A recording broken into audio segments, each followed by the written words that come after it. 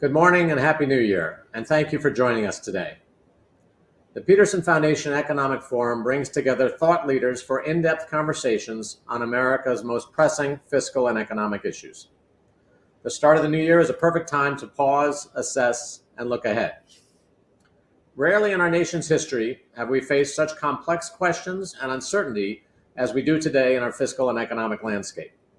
As we begin 2022, nearly 2 years after the beginning of the pandemic, we have undoubtedly learned significant lessons and are in a fundamentally different place than we were in 2020. There's cause for optimism in many areas, but new variants present new challenges to our health and our economy. Clearly, we need to continue to adapt. As always, the Peterson Foundation is focused on developing the optimal fiscal and economic policies for our country so we can respond as best we can to the challenges that we confront. There's no doubt that policymakers today face a wide, complex, and evolving set of challenges to support the economy. Many major questions exist around inflation, the labor force, the supply chain, inequality, our fiscal future, and more. At the same time as we face these immediate challenges, we have a completely unsustainable short, medium, and long-term fiscal outlook. We have rising trillion-dollar deficits as far as the eye can see, due to structural factors that existed long before COVID, but were accelerated by COVID. To us, the challenge was already urgent, threatening our future prosperity and preparedness for new challenges unknown and unknown. But now it's even more dire in terms of the fiscal position and the continuing level of need. So we have plenty to talk about today. To help illuminate and improve the understanding of this critical moment, the Foundation launched an initiative to ask some of the smartest and most insightful people we know to help answer the key question, where do we go from here? We convened 12 leading experts with a range of diverse viewpoints and experiences to provide solutions to guide policymakers and citizens through this uniquely challenging time. I'm so pleased to have two of our authors here with us today to outline their recommendations. So let's get the discussion started and bring on our two guests. James Poterba is the Mitsui Professor of Economics at MIT and the President and CEO of the National Bureau of Economic Research. Previously, Jim served as President of the Eastern Economic Association and the National Tax Association. Dr. Poterba's research focuses on how taxation affects the economic decisions of households and firms, particularly those involving saving and portfolio behavior. We also have Diane Swonk with us today. She's the Chief Economist at Thornton, where she applies her knowledge of the labor market and monetary policy to guide corporate and investment strategy. Diane is a well-known resource for global business leaders and central bankers, in addition to being an internationally recognized commentator on television, radio, and in print. She is the author of The Passionate Economist, Finding the Power and Humanity Behind the Numbers. So we're so glad to have both of you today, and thank you. Just a quick reminder that I'm happy to take questions from our audience. There's a button at the bottom of your screen, and use that to submit your questions. And toward the end of the conversation, I'll bring in some of your questions. So again, thank you both for joining us today. We have a lot to get into in terms of inflation, the numbers coming out this morning, the deficits, et cetera. But let me just start more generally. COVID has had an enormous impact on our economy, our way of life the last few years, a couple of years. Diane, starting with you, tell me what you're looking at sort of right now and in 2022 to assess how COVID is impacting the economy. What can we expect in the coming year? Well, it's been incredibly humbling, and it is always humbling being an economist and forecasting, but forecasting during the financial crisis was kind of like standing on fault lines. I put this akin to standing on quicksand, because every time we have a tether out, we get another wave of infections. And Omicron is unique in terms of it has pivoted from, first of all, it underscores how much the health of our economy and every economy around the world is dependent on the health of its population. And second of all, it's pivoted our economy from the fear of contagion and aversion to in-person events like this, which we would in previous years and hopefully next year have in person with you, and doing it remote. And that, that pivot and that fear was the primary driver of economic losses right through the Delta wave over the summer. And it is no longer. Now we're seeing acute labor shortages basically mimic a mandated lockdown. only it's much messier. We're seeing it hit essential services across the board. Things like, fire departments, emergency personnel, healthcare personnel are just in short staff already, and this is exacerbating that. Truckers are among the lowest vaccinated group out there. Imagine the logistical nightmare and problems in supply chains in response to that. So what I see right now is that we're coming off the strongest year since 1984. And with it, we got a price, and that was the hottest inflation since 1982, as inflation was coming down after two back-to-back recessions in the early 1980s. But on top of that, we were likely to see, I think it's very probable we see a pullback in the first quarter. The question is whether that is that hard stop will be enough to derail inflation. And the Fed has come to the conclusion that variants are now more inflationary than disinflationary. And I do worry about where we are now, that the Fed has pivoted from a position which has huge implications for our fiscal sustainability. And the Fed has pivoted from being patient in record time to being panicked about inflation. And with that, even as we see inflation slow in 2022, which it will, just if, remember in April 2020, we saw negative oil prices, and then they were real positive in April 21. So, if we don't see oil prices go from sort of 80 to $150 per barrel, you're not going to see that kind of push on inflation in the spring of 2022. That's the good news, that inflation will abate. The question is, will it cool enough to not distort decisions? And that's the Fed's goal. And right now, it doesn't look like it will, even with a hard stop. And I think, and then the economy restarting up again in the next quarter. So I am very worried about the seesaw pattern we have to growth. It nets out to be really positive, but it is a stop and go, and it's a stop and go that adds friction. And with that friction is inflation, which over time is something we've not had to deal with when it comes to deficits. Okay, thank you. Yeah, we can unpack some of that further. Jim, give us your initial impressions of where we are today, what you look back on the last couple of years, and what we can learn from it going forward. Sure. And Michael, it's great to be with you and Diane. And I would just start by echoing what Diane explained. We have learned in the last 2 years just how sensitive our economy is to public health circumstances, and how critical that the evolution of the pandemic is for economic outcomes. And I think we are very much in that place today. A year ago now, we had a 6.7% unemployment rate that had come off the December 2020 numbers. Inflation, of course, was much lower. We've had an extraordinary year in managing during a time of significant pandemic activity to get economic growth back on track. One of the things about economics, which is always fascinating, is it depends on what people believe and how they behave. And I would say the thing I'm focusing on at this point is, we've got a very low unemployment rate at a 3.9% number at the moment, but labor force participation remains significantly depressed relative to where we were in January or February of 2020. And there are multiple explanations for why so many folks are not in the labor force. And I'm sure all of the potential candidate stories have some element of truth, right? They include people being nervous about coming back into the workforce because of COVID and the risk of getting COVID. They include lack of childcare or reliable childcare, or uncertainty about whether kids are in school in person or remotely, and that keeps some folks at home. They include the lack of demand for the service sector, which of course has been the hardest hit by the various changes. So that's just some sort of structural mismatch of a kind that we deal with all the time. And they also include the generous transfer programs that were rolled out during the course of the last 2 years. And I think one of the interesting things we've discovered is that as many economists have looked to see as transfer programs cut off, was there a spike in return to the labor force? Less than many people expected. But of course, we also have a very, very strong consumer balance sheet in the U.S. at the moment. And a lot of households have relatively large liquid balances, which are probably providing a cushion and allowing them some flexibility in deciding when to return to the labor force. So I'm looking to see when we start to see the labor force numbers catching up to where we were previously. That doesn't mean I'm sure that they are going to catch up, right? There's the great resignation. There's also the great retirement.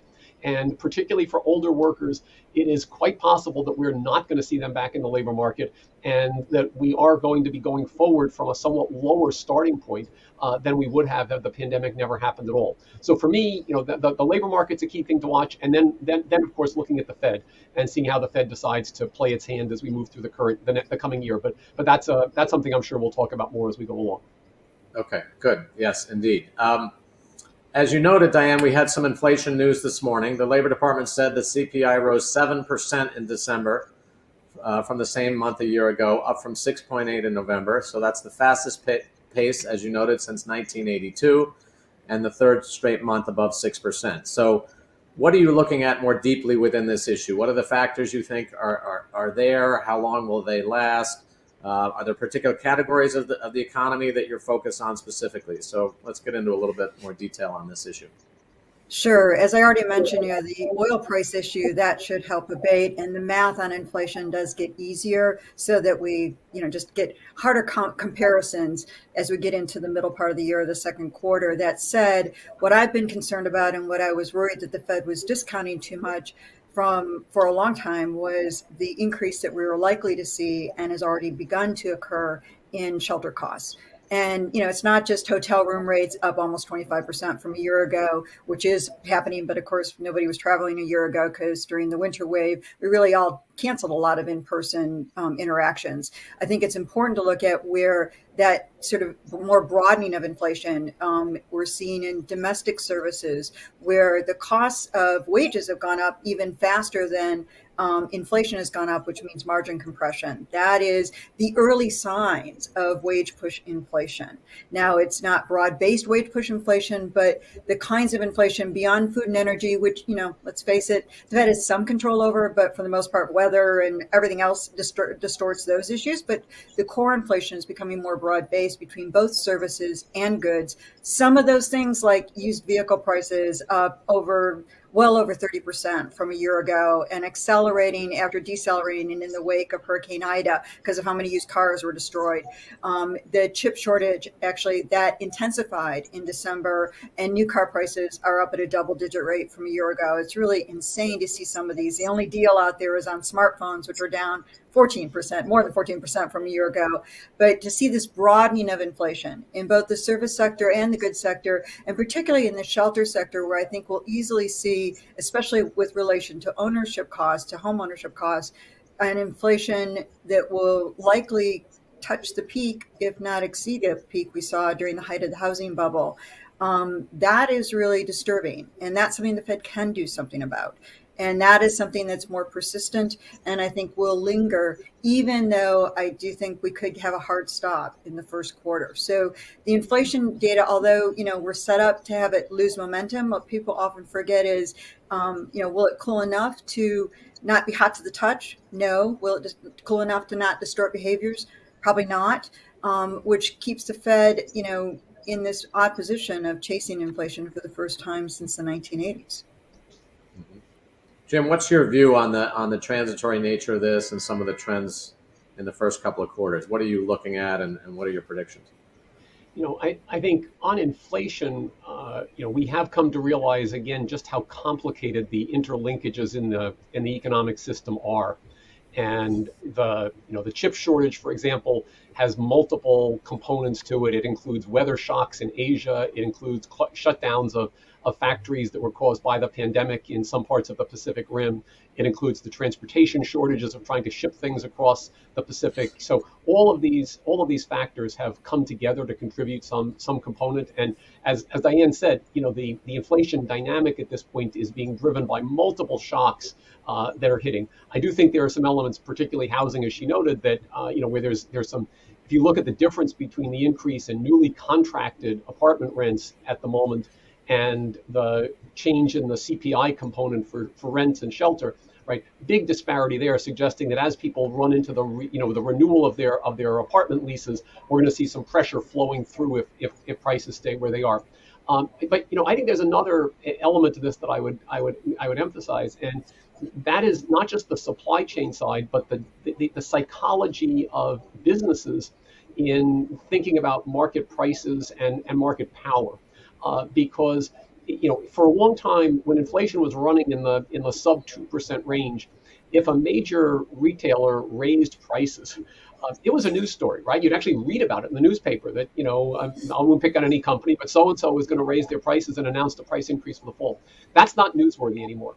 And I think it speaks to an issue. The economists call this inflation expectations, and I think we know less than some of the claims suggest about the degree to which inflation expectations are anchored by historical experience, the extent to which the Fed's credibility is well grounded in past actions. So I think the risk right now, and it's very hard to know how to gauge this, is that businesses begin to think when they can increase their prices because the customers will not think it's out of line to do that, and that changes the psychology of how a lot of things that consumers are facing will start to look.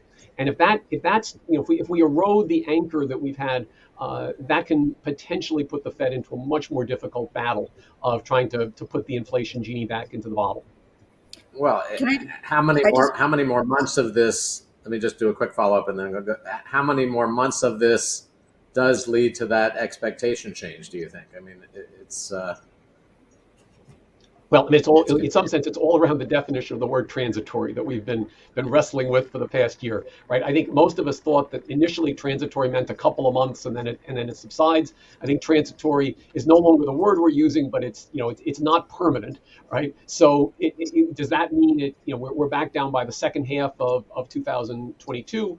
That would seem to me like the time frame over which you'd say, well, at least this was a year-long unusual pattern. Diane already made the important point that we're still looking back to year back prices which were distorted by a pretty unusual period. So it's really when you start to get into the point where you're comparing prices with a base that feels more normal. I mean, we're not normal by any means, and also continuing to see large rises. That's, I think, when things start to get a little more risky in terms of the expectations. So I think that's whether that's a few more months or that's half a year, I'm not quite sure. It's very hard to put a precise point on that.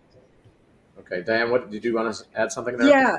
I just wanted to add on to that because Jim made some really good points. And, there's an interesting difference between there's the University of Michigan consumer sentiment measure of consumer attitudes, and there's a Conference Board consumer measure of a measure of consumer attitudes. And the two have diverged to their largest gap in history. And it's interesting to see one deteriorating and one starting to improve. And the main reason for that is that the Consumer Sentiment Index by the University of Michigan is much more sensitive to inflation and people's view about inflation and expectations about inflation, while the Conference Board Index is much more sensitive to the labor market, where we see quit rates at a record high and wages accelerating. And so you see that divergence between the labor market and at the same time inflation in those expectations. That said, the 1970s were such an extraordinary period where about 80% of wages in the US, at least by my former mentor's calculation when he was at the Fed in the 1970s, was that we saw about 80% of wages tied to a cost of living increase, a COLA, which was the CPI.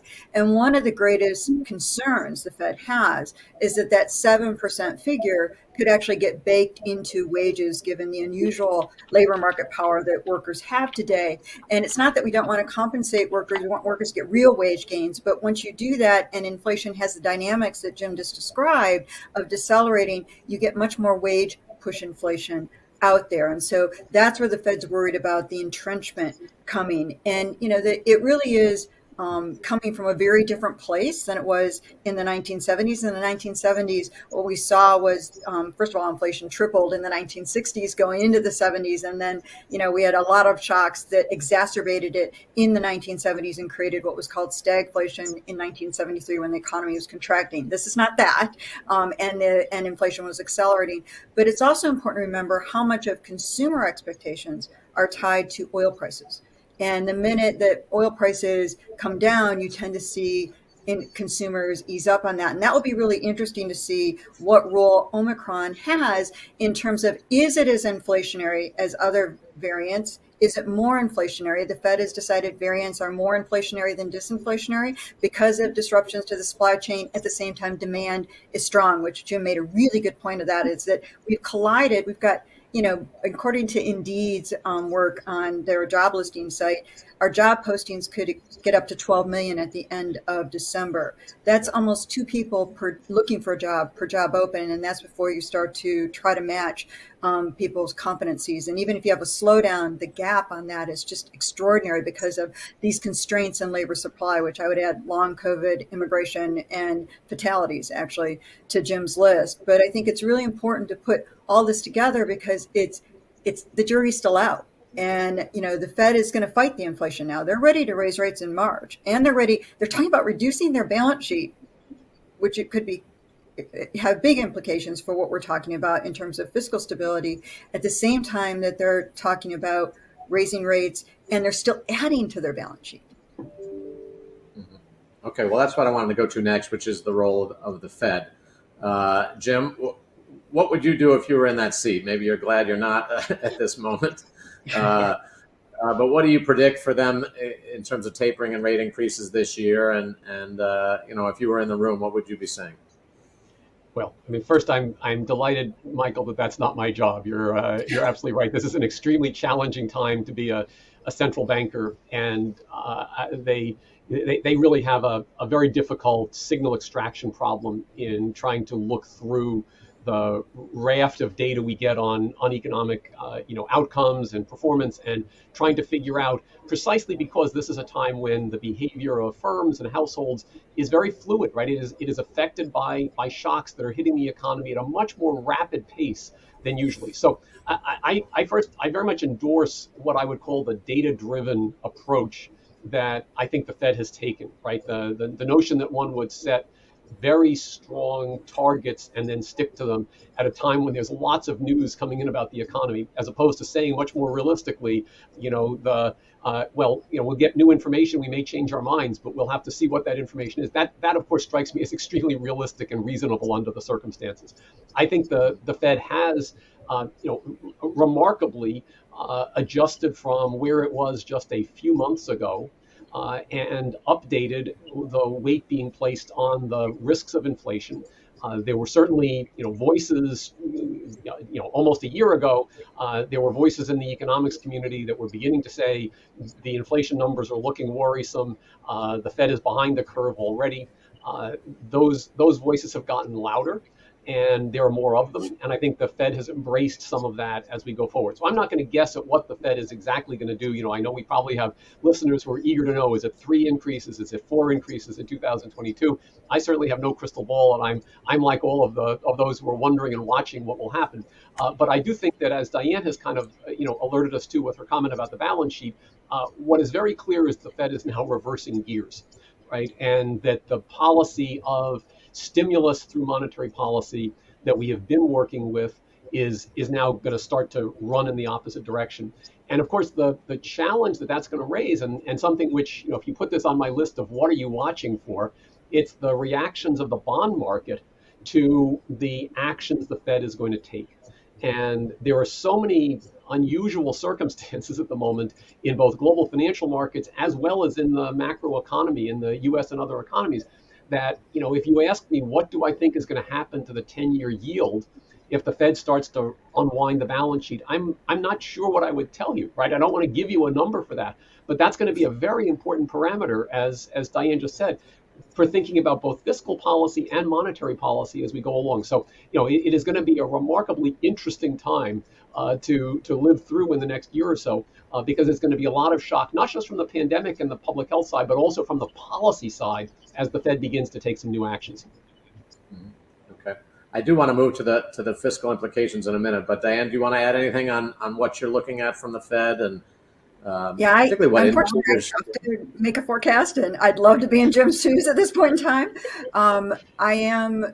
I'm expecting the Fed to do 3 rate hikes starting in March, and I know that they could do more, but I think the speed with which they want to reduce their balance sheet is pretty remarkable. Talking about $100 billion a month or more, and that is this pivot in terms of how rapidly they start shrinking their balance sheet. It's interesting, this synchronous and symphony of voices talking about a March rate hike, regardless if we get a hard stop within the Federal Reserve, and the consensus on reducing the balance sheet, and also the concern about a very big point that I want to emphasize that Jim made about financial fragilities. Financial markets are priced to perfection in a wholly imperfect world, and it couldn't be more imperfect.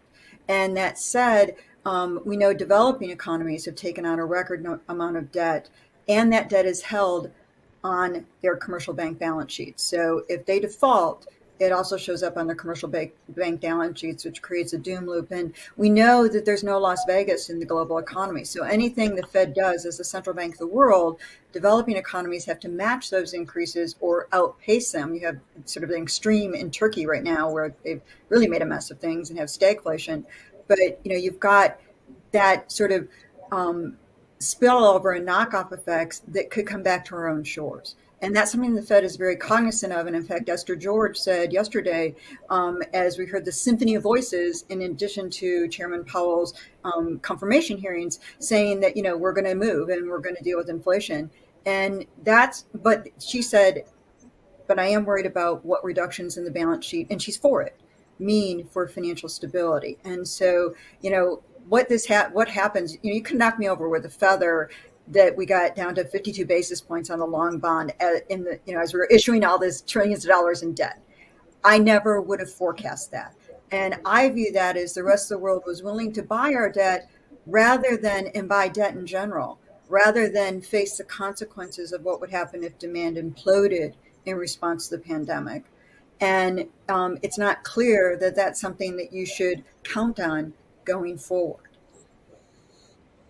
Okay, well, I wanted to get into both of your papers a little bit. So Diane, starting with you, you mentioned in your paper that the pandemic made you feel like Alice and her trip through the Looking Glass. I think we all share some of those feelings. Let's unpack a little bit what you're saying about the investors willing to absorb the debt. How do you feel about, another thing you said is deficits and debt don't matter until they do. Then it can get ugly, is how you closed off your paper. So help us understand kind of how you look at the bond market, what's going on with our debt relative to interest rates, et cetera, and how you see this equation. Well, it's interesting. We can never time it, right? It's like a straw that breaks the camel's back. But we do know that I'm really struck by how much within the bond market they're like, well, we've been through rate hikes before and everything's fine. First of all, soft landing, much easier to engineer in an economy that's moving at a glacial pace relative to an economy that's moving as rapidly as the one we're in. But second of all, we've not had the Fed chasing inflation, like I said, since the 1980s. And what we really don't know is, and Jim talked about it too, I have to put a forecast on it. And, we do have a model that looks at reductions in the balance sheet and how does that affect the bond market. But there's the emotional component that, we can't, that has obviously helped us to now. The question is, when does it flip? And, if the Fed really does do, and as abrupt as I think they're going to do, pullback in their balance sheet, and how rapidly they decide to do that, we just don't know how much that could push up yields on the U.S. Treasury bond, especially long-term yields. Now, relative to the rest of the world, is the rest of the world going to you could have a global financial crisis situation where we were the epicenter of the crisis and yet everyone bought our bonds because it was better to be here than elsewhere? We don't know, but my suspicion is that I wouldn't count on that given how unique this situation is, that it really is accompanied by inflation. And even though I see inflation cooling, it's not a Goldilocks economy. And, cooling inflation, as it decelerates, as Jim and I have both laid out over the course of the year, it still doesn't, cool enough. And even as it cools, the level of prices, and this is what consumers get so frustrated by, the level of prices still aren't coming down, and their wages may have leveled up, but they may not level up enough to compensate for that. And I think those are the issues that make it really a very treacherous time for the bond market. And that's why I'm so concerned about it. And, I'm an old deficit hawk. I've been humbled many times. We've done really well at financing our deficits and debt through all of this. But, I'm also humble enough to know that past performance is not a good predictor of future performance. Jim, in your piece, you talked about the uncharted waters that we entered last year, the significant increase in debt to GDP by 30% in just 2 years. How do you look at this very sharp sort of one-time rise, so to speak, in debt to GDP versus the ongoing structural deficits that you also talk about. How do you see the interaction there and your predictions? Let me start, Michael, by sort of linking back to what Diane just said, because there's a very close connection between her comments about real rates and the fiscal aspects of what I have been focused on. Right? If you look at, say, the last 20 years of U.S. fiscal policy and the summary statistics like the debt to GDP ratio for the federal government, or interest as a share of GDP paid by the federal government, or interest as a share of federal outlays, there are two very striking developments. Right, one is that debt to GDP has moved up sharply. Right on the eve of the financial crisis in 2007, debt to GDP for the U.S. was on the order of 35 to 40%. Today we're in the high 80s, looking to 100 very soon, depending on exactly which measure you use. Okay, so a really substantial increase in debt to GDP. At the same time, interest rates have fallen so much that interest to GDP paid by the federal government has declined over this same period. Okay, so what this and then if I will not attempt to use a short-term crystal ball like Diane's on monetary policy, but I'll at least give a shot with a longer-term fiscal ball and think about the long-term fiscal policies in the U.S. And there, the number that I focus on is projecting out healthcare spending for Medicare and Medicaid, Social Security, and the evolution of the demography in the US, which gives us a larger, older population as we go forward. There are some basic trends that look like they are very likely to play out. And those are greater demand for public spending under the existing configuration of programs we have in place, and slower growth of taxes by comparison to the spending programs. Right. So what that leaves us with, if you look at, say, the Congressional Budget Office's forecast starting from 2020 or 2021 and moving out, say, 30 years, what you find is that we are in a structural imbalance between spending and revenue at the federal level. So even something like the last 2 years, when we bumped up the debt to GDP ratio by 25%, this is clearly an unusual period, right? We've had two very unusual things happen in the last 15 years, right? We had a financial crisis that looked like we hadn't seen anything like it since the Great Depression, and we had a pandemic that we hadn't seen anything like since 1918. So, there's as I say what I'm about to say, there's a little voice in my mind that says, are these really once in 100-year events? Right? But if we proceed as though we think these are once in 100-year events, then we've done what we did during the 100-year event, and now we're back, heading toward what I'll call the more normal times as we go ahead. I am nervous that as we look at the normal times, we've got this structural imbalance, which says that even if everything just goes according to average growth of the economy and the revenues and spending programs evolve as we expect them to, we will be continuing to add debt to the federal balance sheet as we go forward. And the CBO forecasts, it's hard to forecast 30 years out for sure. But CBO's baseline case has us at around 200% debt to GDP by the time we get to something like 2050.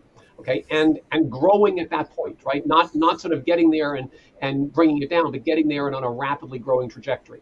So, and what drives that? Well, some of it is the spending programs, the gap between the spend and the revenues. The other is, frankly, the interest assumption. And this is where the link to Diane's comments becomes very important, right?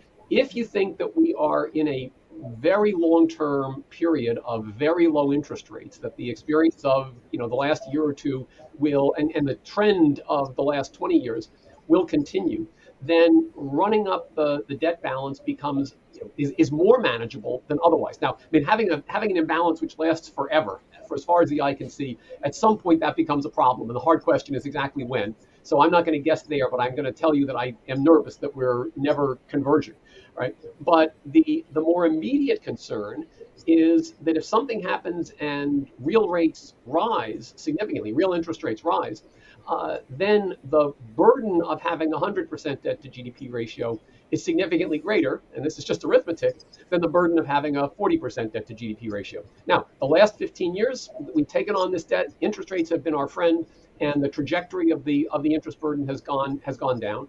But it is possible, and because we start with this initial condition now, the last couple of years having added this additional bit of debt, that we now run the risk that if an interest rate shock in the positive direction comes along, the impact on federal finances and on the economy could be larger. Rough number, and I'll close with this. Today with a debt to GDP ratio that's getting to around 100%, what that tells you is that a 100 basis point increase in the interest rate on federal debt is adding something like 1% of GDP in additional federal interest outlays. And therefore, the leverage of interest rates on federal deficits becomes larger than it was in the past. And that to me is a bit, it's something to keep an eye on. Dan, what's your reaction to all that? How do you think about the risks of these structural deficits? I mean, in terms of predicting the number of rate hikes this year, that's hard. In terms of predicting the long-term future, we've all done that. CBO's been doing that. So that's fairly certain. What do you see as the risk parameters associated with that kind of long-term path? Well, I agree with Jim on, what really think about it, what he just said, 100 basis points. That's 1%. That's the 1% off of the low rates we have has such a larger impact, 4 rate hikes or 3 rate hikes and reduction in the Fed's balance sheet. That could be here this year. Easily. That has such a more disproportionate impact than when rates were, in the early 1980s going from 18 to 19% on the short end of the market. And I think that's important to keep in mind is that the small, what appear to be low rates and small changes, 1%, it's only 1%, is actually a huge change in interest expense. And that math is really important. Also, as Jim said, trying to assume there's some sense of normalcy. I think unlike Alice going through the looking glass, we don't get to wake up from the stream and be back on the other side of the looking glass. I think the world has structurally changed. We've changed it a lot, accelerated digitization, done a lot of things.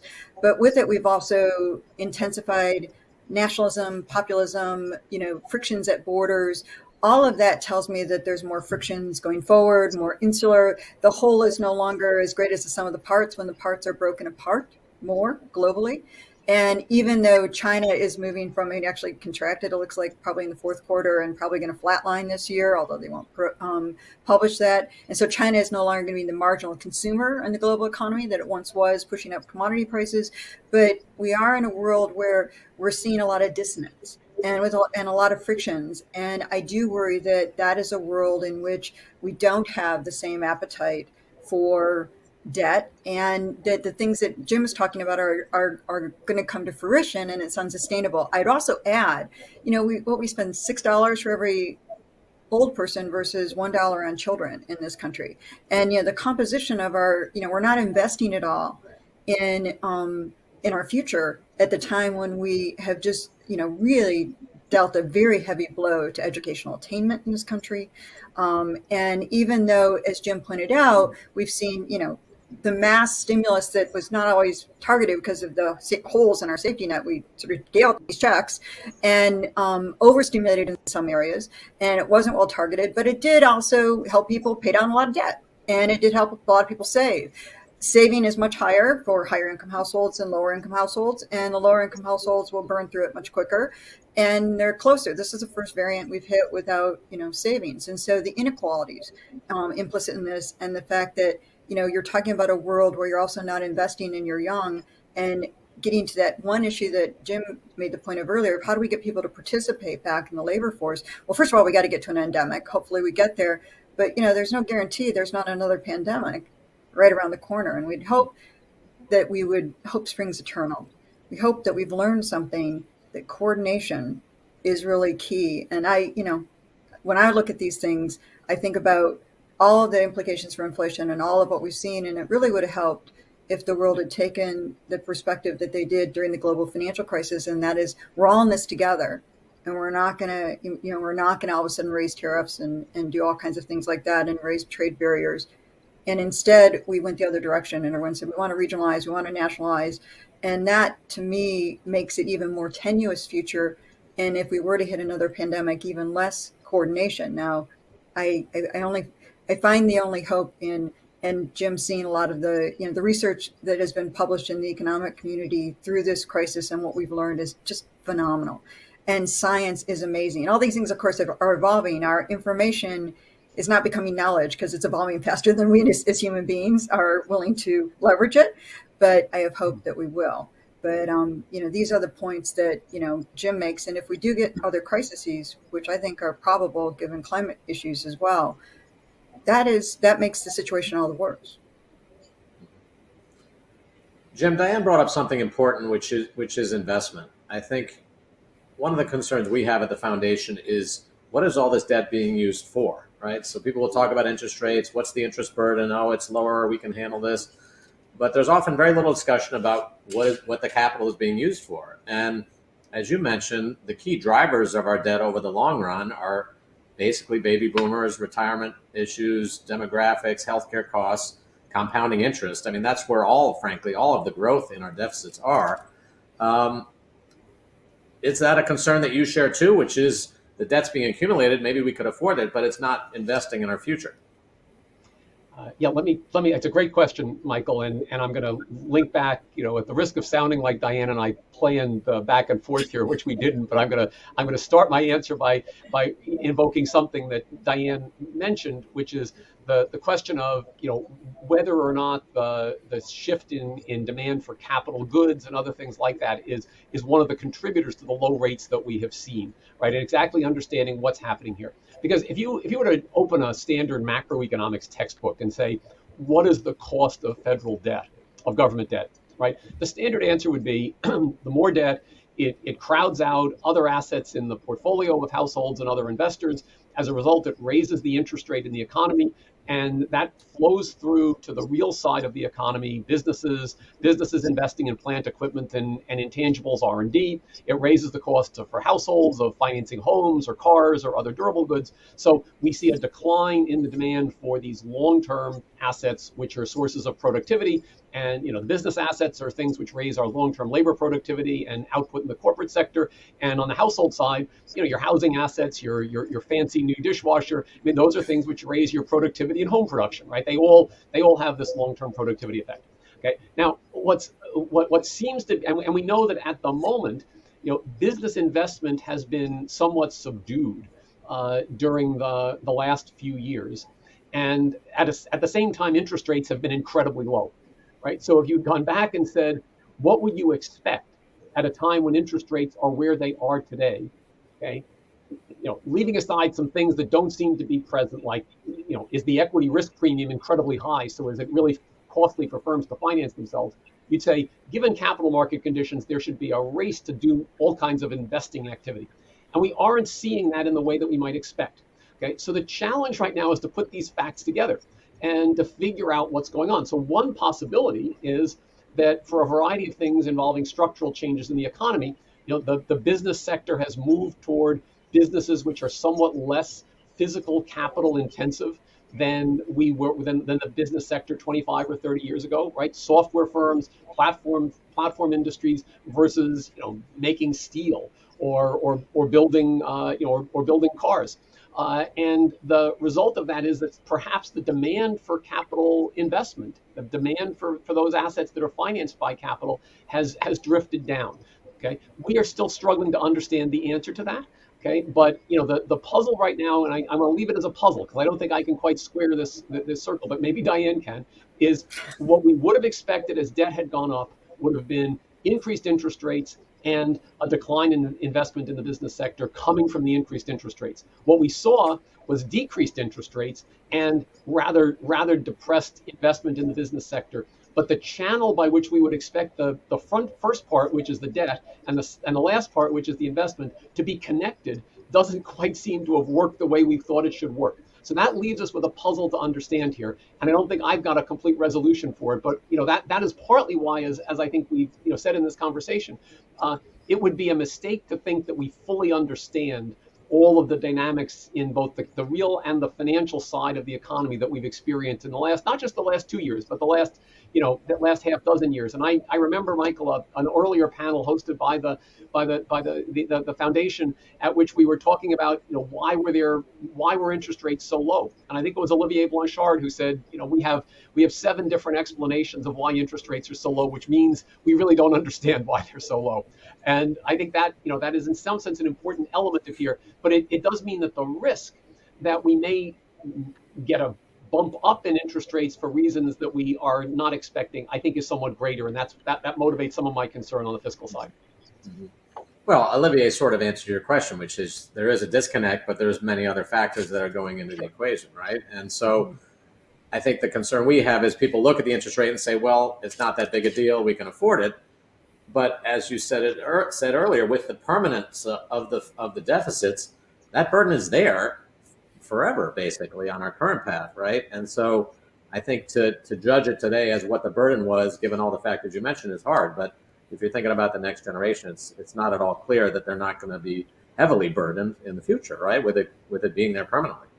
Yeah, and if you went back and looked at the econometric evidence on the link between federal debt outstanding and interest rates, looking back, I think pre financial crisis, or maybe even updating for more later times, the number that you'd find, say, in a Congressional Budget Office report on that is that if you increase the debt to GDP ratio by about 10%, so you go from 80 to 90%, that will increase the long-term borrowing rate, the long-term real rate on federal debt by 25 basis points, let's say.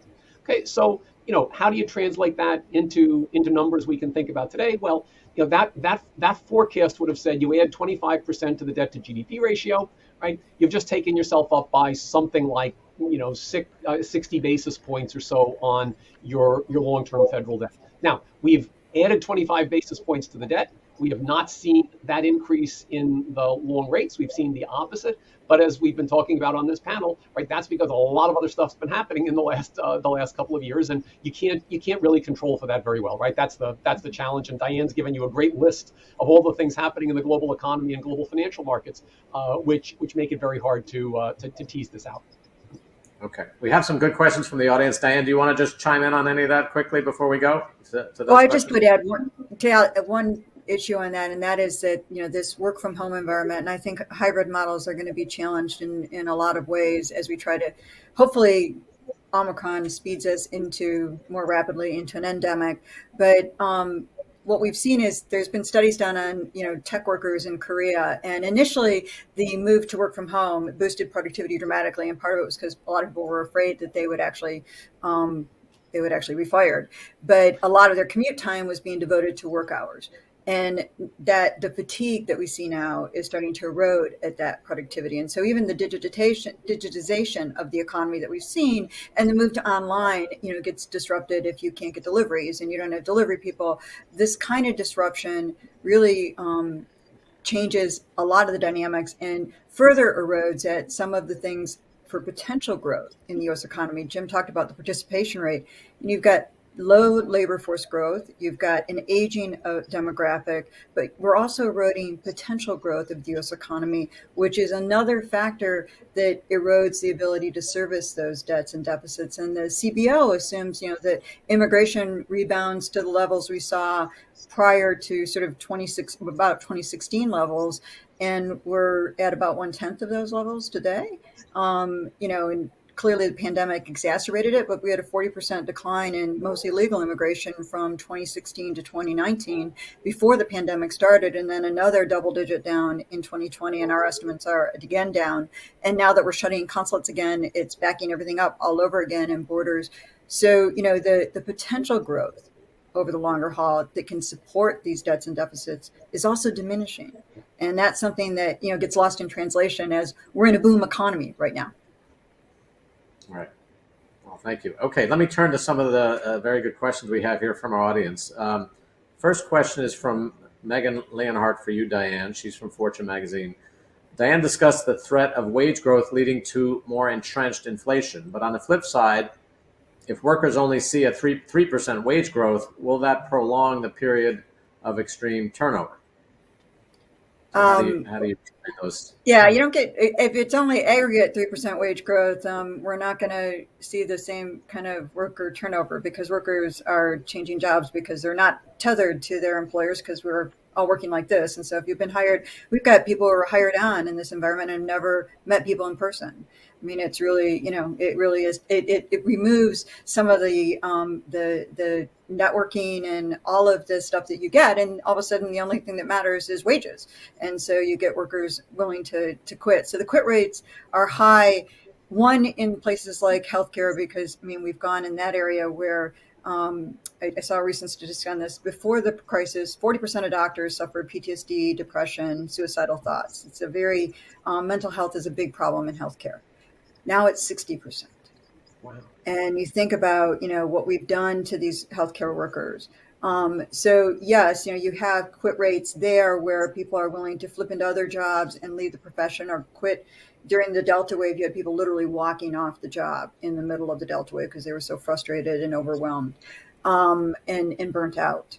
But, I don't think the issue is you get wage push inflation because wages are going up. It's when you get into this cycle where you're basing wages off of last year's CPI at 7% and inflation is supposed to decelerate, but all of a sudden you're baking into it higher wages that then get into this vicious cycle of margin compression, which we've seen only in some sectors. It's interesting in today and in November and December CPI data is domestic services, which are the most labor intensive.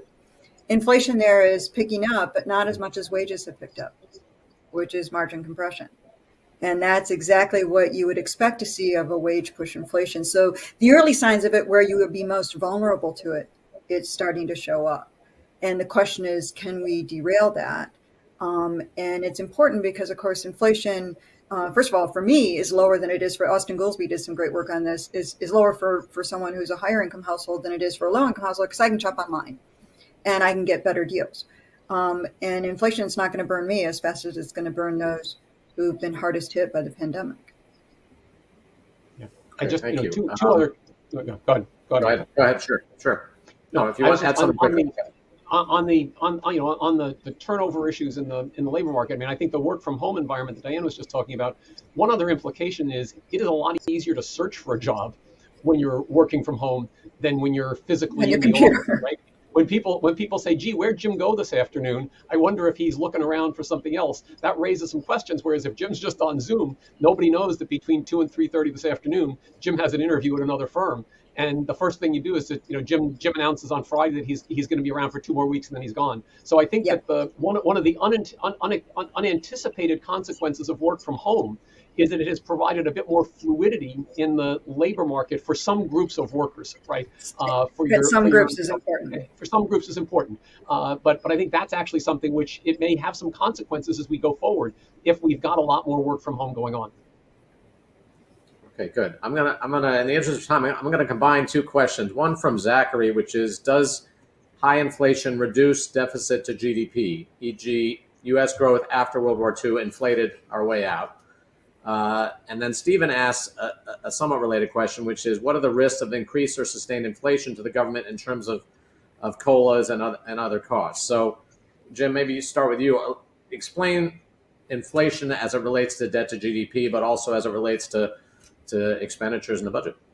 Yeah, it's a great question. And in fact, it invokes a very important piece of economic history, which is that in the decade after World War II, the U.S., which finished World War II with a debt to GDP ratio of over 100%, brought that debt to GDP ratio down very quickly. And a significant part of the way that happened was that we essentially, we inflated away the real value a lot of the nominal debt that was held at the end of the Second World War, right? So that meant that the holders of that debt were paid back in dollars, which were worth a lot less than the dollars they lent the federal government during World War II, right? And at the same time, we also were in a very rapid growth period. And this comes back to, everyone's heard the R minus G discussion, the rate of interest versus the growth rate. If you are growing quickly enough and you've got a fixed stock of debt, then that debt to GDP can actually come down as a result of the growth. Okay. The challenge with that, especially for the long-term fiscal picture that I described, is that while we do have a stock of nominal debt at the moment, Going forward, a lot of the federal liabilities are actually indexed. So, Social Security beneficiaries receive COLA. So if you run the higher inflation rate, you're not able to reduce the value of that Social Security. That component of what you're going to spend in the future is going to increase as you run at higher inflation rates. Similarly, if you think that medical care costs are going to reflect, and historically medical care costs rose faster than economy-wide inflation. That hasn't been true for a while, but it could be again, right? But even if you just keep up, the federal government is basically on these entitlement programs going forward has committed to a stream which is significantly indexed to inflation as well.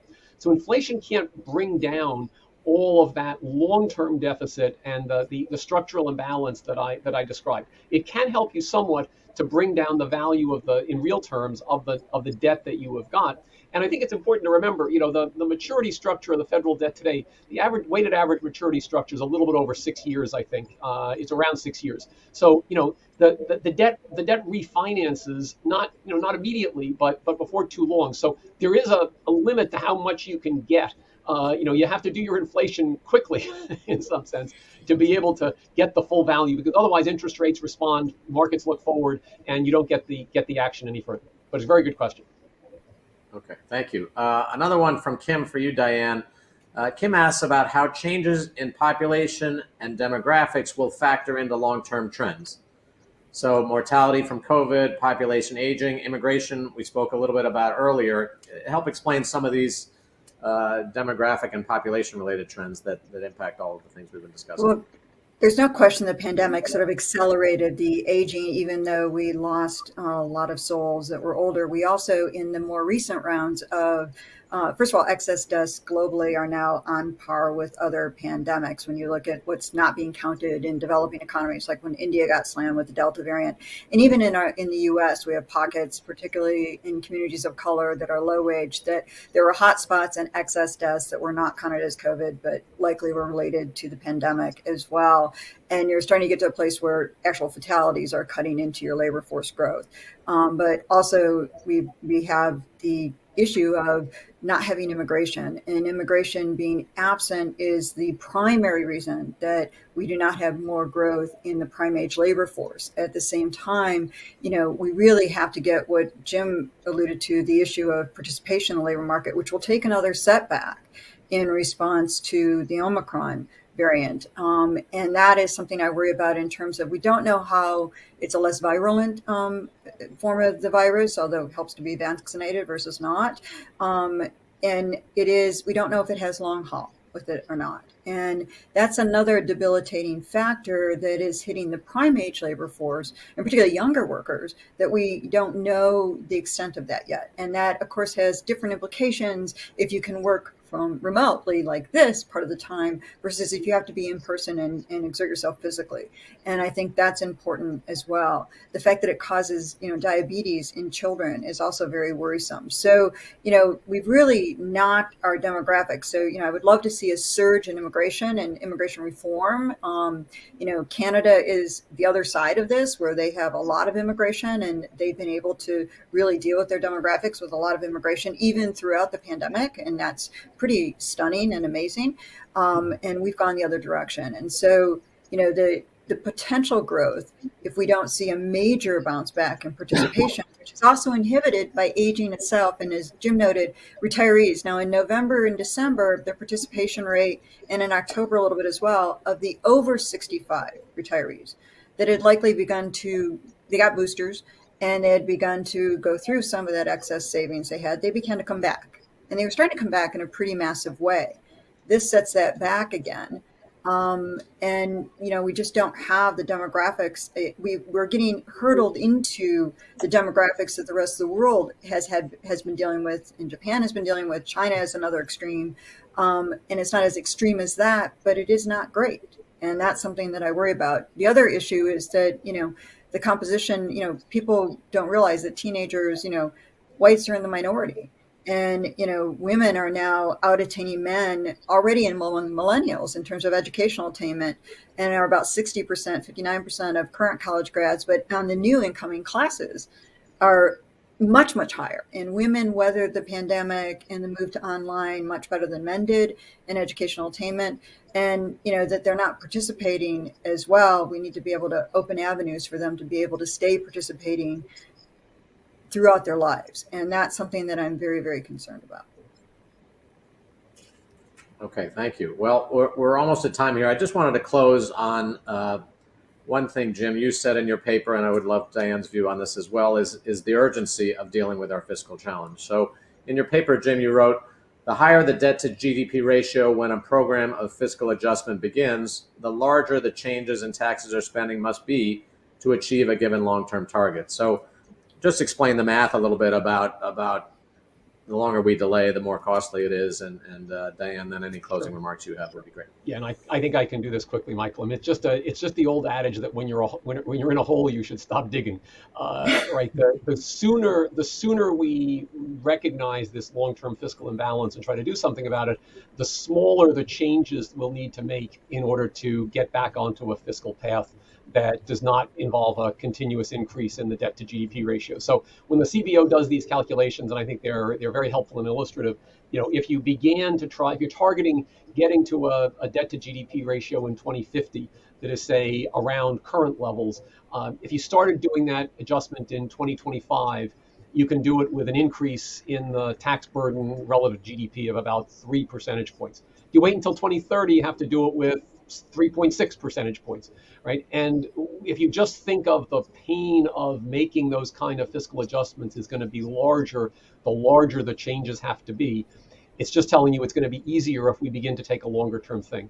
We don't have a chance to talk today much about Social Security, but in my paper, I also do address Social Security issues. This is something where, the trustees are predicting that revenues will, that the trust fund will run out around 2034. There are many levers that can be used to shore up Social Security's finances. And the longer we wait, the more we're going to have to pull on whichever levers we choose to use. And it just means that there's a real incentive to try to take action earlier, looking at the numbers that we face. Good. Well, thank you again. Diane, any final words or thoughts on that? I absolutely agree. Unfortunately, until we have a crisis, we don't really make decisions. So, that's right now. We're in the situation we are because we've not been pressured to make those decisions. And that's not, I don't want people to take away that that's the Fed's fault or anything else. It's just where we are right now. And, people don't realize the nonlinearity of the world. Good. Okay, well, listen, thank you both so much for your participation today, as well as in the overall initiative. I would encourage our viewers to take a look at your longer papers, which are on our website, along with the 10 other scholars that we included. It's been a terrific program. So thank you for your participation, and thanks to our audience for joining us today.